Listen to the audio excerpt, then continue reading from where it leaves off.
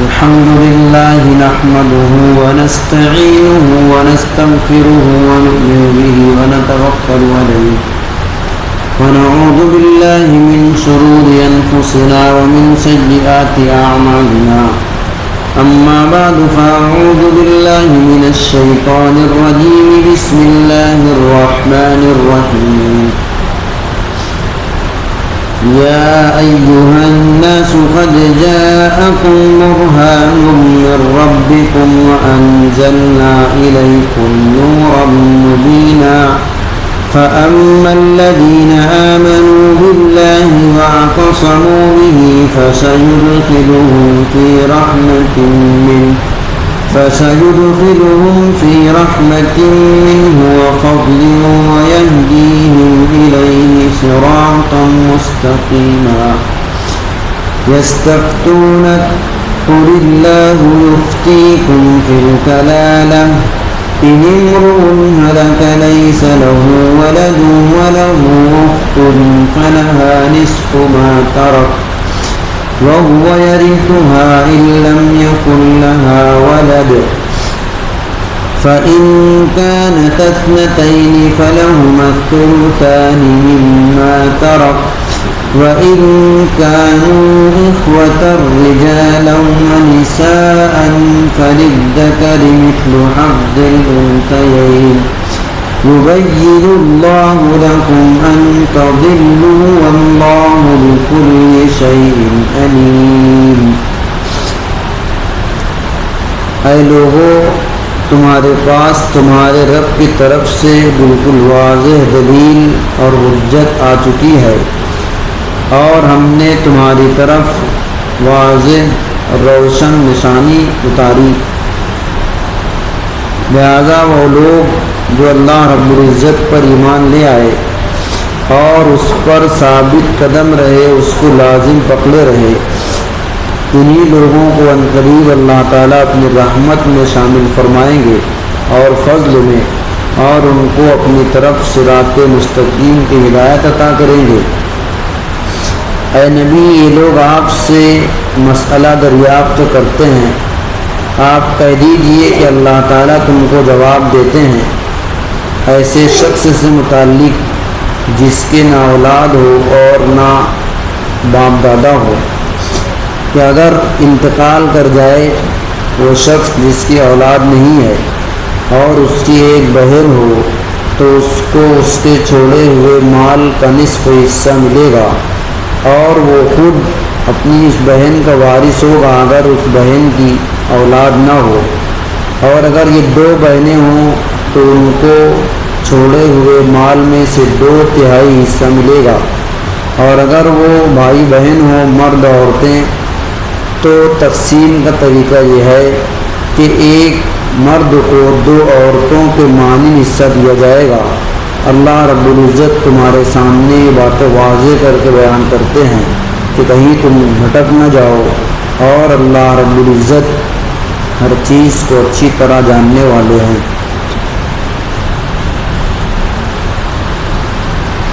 سورہ نساء کے آخر میں اللہ رب العزت عام لوگوں کو مخاطب کر کے ارشاد فرماتے ہیں کہ اے لوگوں، تمہارے پاس واضح دلیل آ چکی ہے. اس سے پہلے کی آیات میں بنی اسرائیل کی ایک جماعت عیسائیوں کو مخاطب کیا گیا تھا اور اس سے پہلے کی آیات میں یہود مخاطب تھے. آخر میں ایک ساتھ سب کو اللہ تعالیٰ مخاطب کرتے ہیں یا ایھا الناس کہہ کر. قرآن شریف میں اللہ رب العزت جو لوگوں کو خطاب کرتے ہیں تو عام طور سے 2 طریقے ہوتے ہیں. ایک جگہ کہیں کہتے ہیں یا ایھا الناس، اے لوگوں،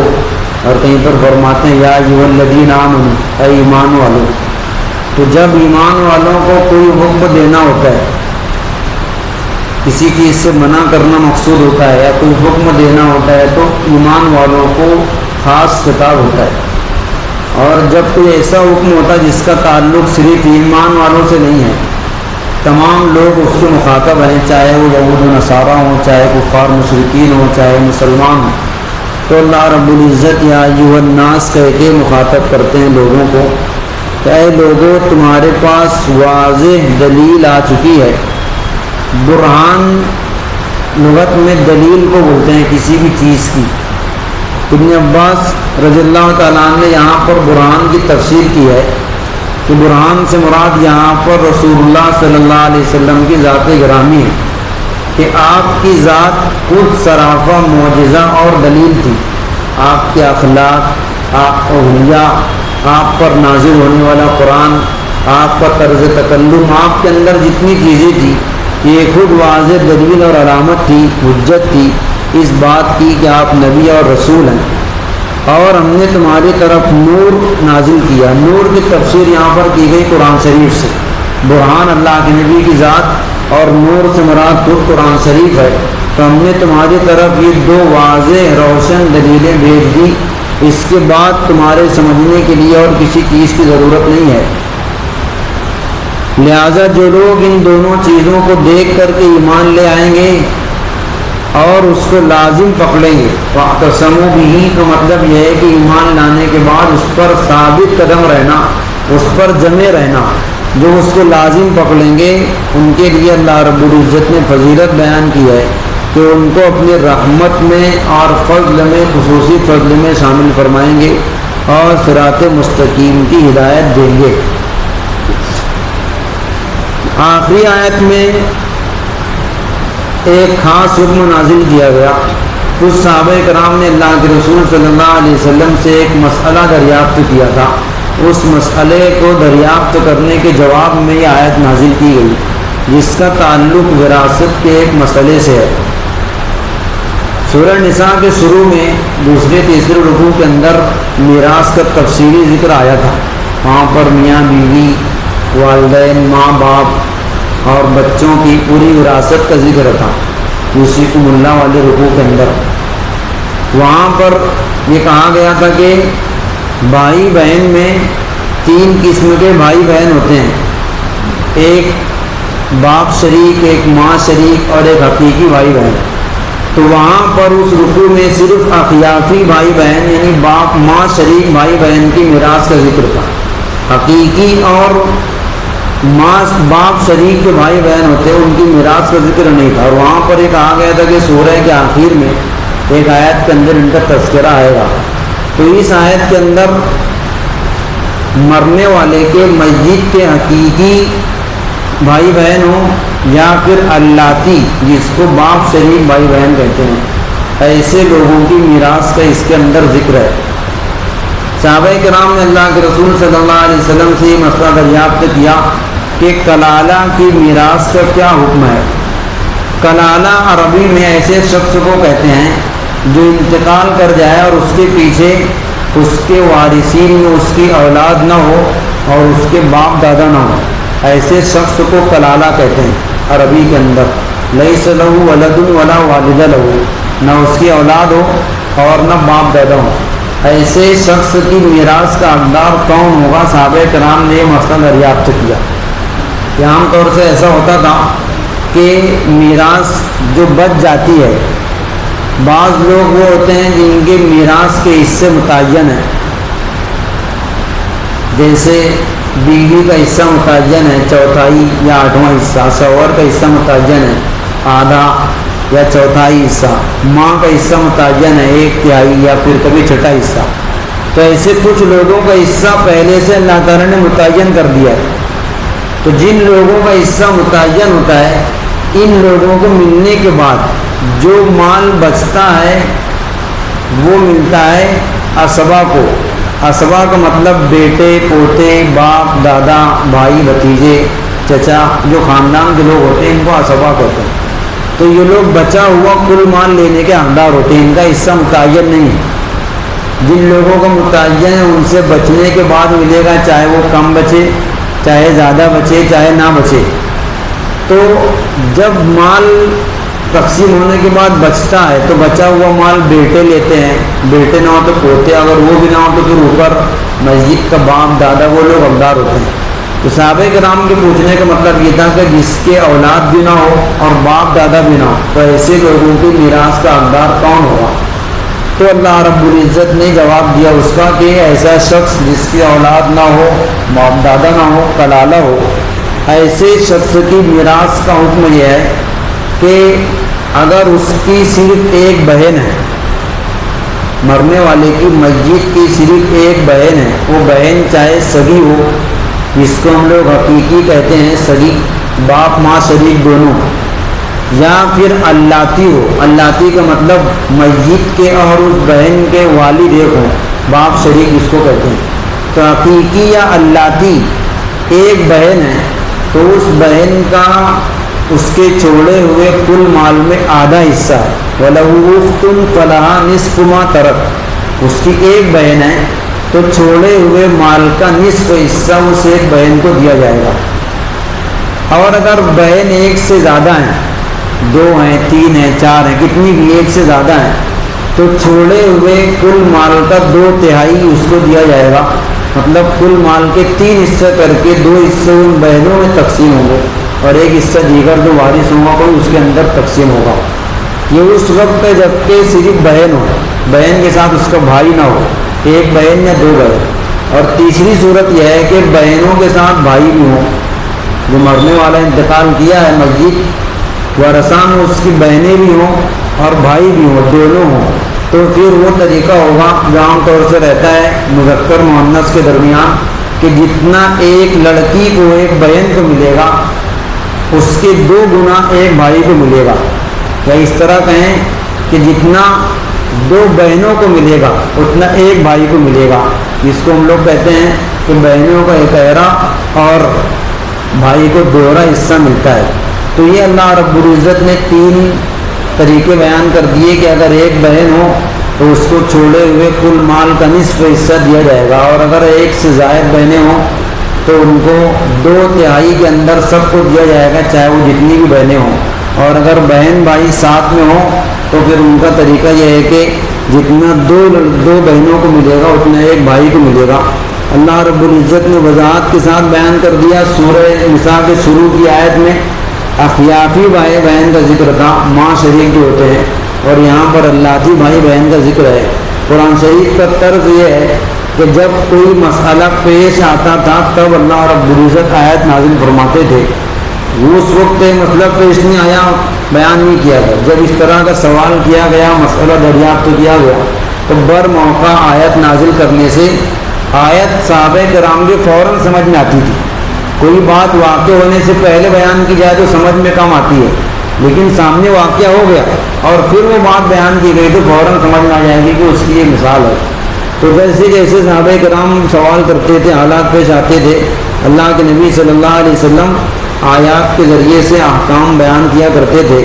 خود اللہ کے رسول صلی اللہ علیہ وسلم بھی اپنی طرف سے احکام بیان نہیں فرماتے تھے جب آپ کو علم نہ ہو۔ اسی وجہ سے جب صحابہ کرام نے آپ سے پوچھا تو آپ نے اس کا انتظار کیا،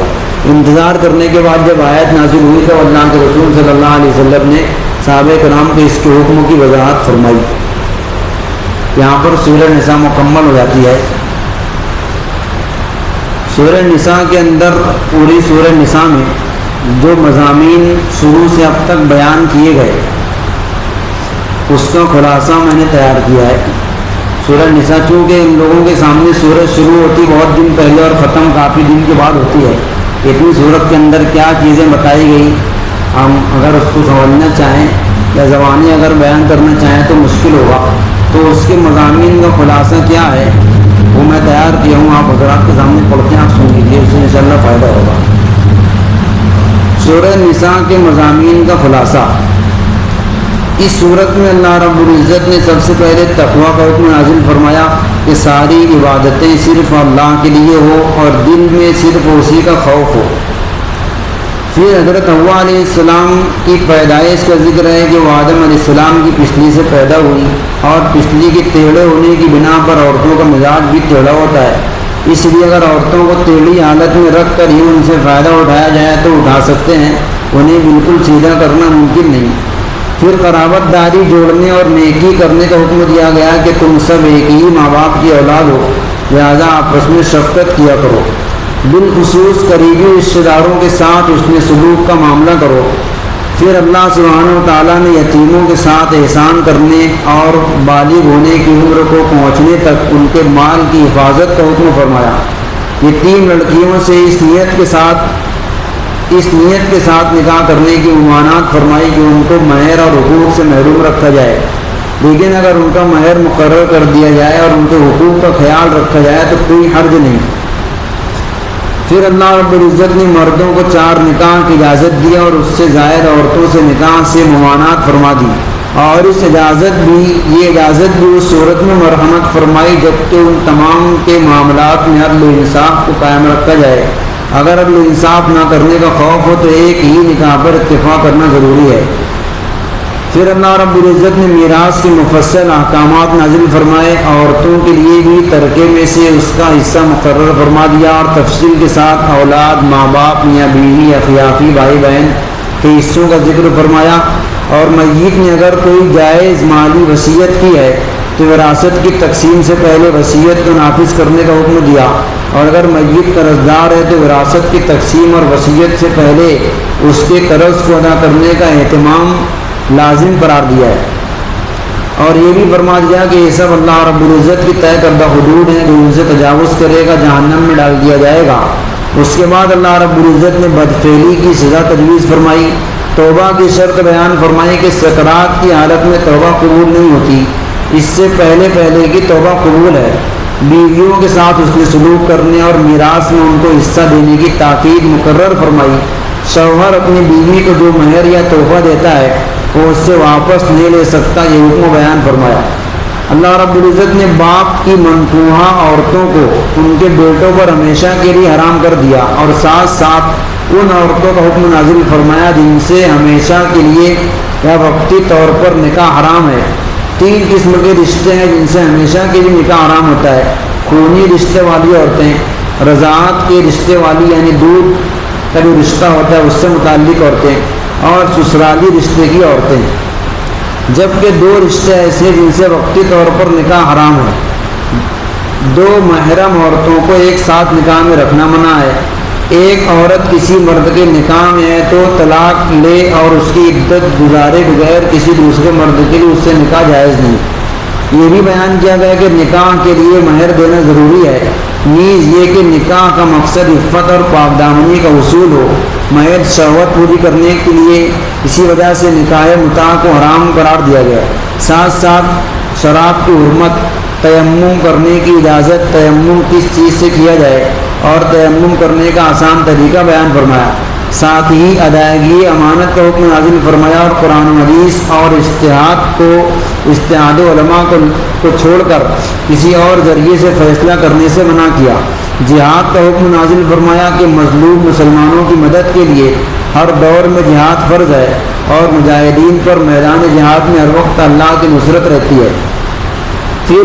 قتل خطا پر دیت، قتل عمد پر قصاص کا حکم نازل فرمایا تاکہ مسلمانوں کی جانوں کی حفاظت ہو سکے، اور نماز میں قصر اور خوف کے وقت کی نماز کے احکامات سفر میں ہو یا میدان جنگ میں نماز کسی حالت میں معاف نہیں، اور ہر اور حالت جنگ میں نماز ادا کرنے کا طریقہ بیان کیا۔ مسلمانوں کو کفار و منافقین کی دوستی سے روک دیا گیا، مگر صرف بچاؤ کے لیے ظاہری رواداری کے طور پر دوستی رکھنے میں حرج نہیں۔ قرب قیامت میں حضرت عیسیٰ علیہ السلام کا آپ صلی اللہ علیہ وسلم کے امتی اور خلیفہ کے طور پر نازل ہونا اور قرآن کریم کے احکامات پر عمل کرنے کا ذکر۔ پھر اللہ رب العزت نے کلالہ کے مفصل احکام ذکر کیے کہ اگر کسی کے بیٹے اور پوتے نہ ہوں تو ان کی میراث کس طور پر تقسیم کی جائے گی۔ مزید خلاصے کے طور پر نمبر وار احکامات گنائے گئے ہیں: خلافت، شریعت، تجارت کی ممانعات جن میں بلا رضامندی زبردستی کوئی سودا کرنا، دھوکہ دہی کرنا، سود خوری، رشوت خوری، جوا وغیرہ یہ تمام چیزیں شامل ہے۔ کبیرہ گناہوں سے بچنے کا حکم ارشاد فرمایا کہ اگر کبیرہ گناہ سرزد ہو جائے تو فوراً توبہ کر لی جائے۔ نافرمان بیوی کی اصلاح کا تدریجی طریقہ کہ سب سے پہلے پیار محبت سے سمجھا بجھا کر قائل کیا جائے، اس سے قابو میں نہ آئے تو بستر الگ کر دیا جائے، اس سے بھی معاملہ نہ سلجھے تو ہلکی مار جائز ہے جس سے بدن پر نشان نہ پڑے، اور کبھی اس سے بھی معاملہ حل نہ ہو تو دونوں خاندانوں کے بڑے حضرات اس معاملے کو حل کریں۔ ماں باپ، قریبی پڑوسی، رشتہ داروں کے ساتھ حسن سلوک کا شراب کی ممانعات، ان حالتوں میں تیمم جائز ہے۔ پانی استعمال کرنے سے مرض بڑھ جائے گا یا بیمار ہو جائے گا حالت سفر میں 1 میل کے اندر کہیں پانی کے آثار نظر نہ آ رہے ہوں، پانی ہو مگر اس کے استعمال سے کسی دشمن وغیرہ کا خوف ہو، نیز بڑی ناپاکی کی حالت میں بھی تیمم کر سکتے ہیں۔ جنابت کی حالت میں نماز پڑھنا، مسجد سے گزرنا جائز نہیں۔ امانت کی ادائیگی کا حکم اور کسی بھی طرح کی خیانت جائز نہیں ہے۔ اللہ اور رسول کی اطاعت کے ساتھ علماء اور امیر کی اطاعت کا حکم۔ قرآن اور احادیث سے اعراض کر کے کسی اور سے فیصلہ کرانا منع ہے۔ مظلوم مسلمانوں کی مدد کے لیے جہاد فرض ہے۔ سلام کرنے کے احکام اور آداب کے سلام کا جواب بہتر طریقے سے دیا جائے۔ جہاد اور تمام معاملات میں سنی سنائی باتیں نقل کرنے سے منع کیا گیا۔ قتل خطا پر دیت اور کفارہ، قتل عمد پر قصاص آئے گا، کفارہ نہیں آئے گا۔ واقعے کی تحقیق کے بغیر فیصلہ کرنا جائز نہیں۔ جہاں اسلام پر عمل کرنا مشکل ہو وہاں سے ہجرت کر جانا ضروری ہے۔ ہجرت کرتے وقت اجر و ثواب نیت کے اعتبار سے ہوتا ہے۔ نماز قصر کا بیان، حالت جنگ میں نماز خوف کا طریقہ۔ حالت امن میں نمازوں کو ان کے مقررہ اوقات پر ادا کرنا ضروری ہے۔ لوگوں کے درمیان میں اصلاح اور صلح کرانے کا حکم، اس کی فضیلت، سچی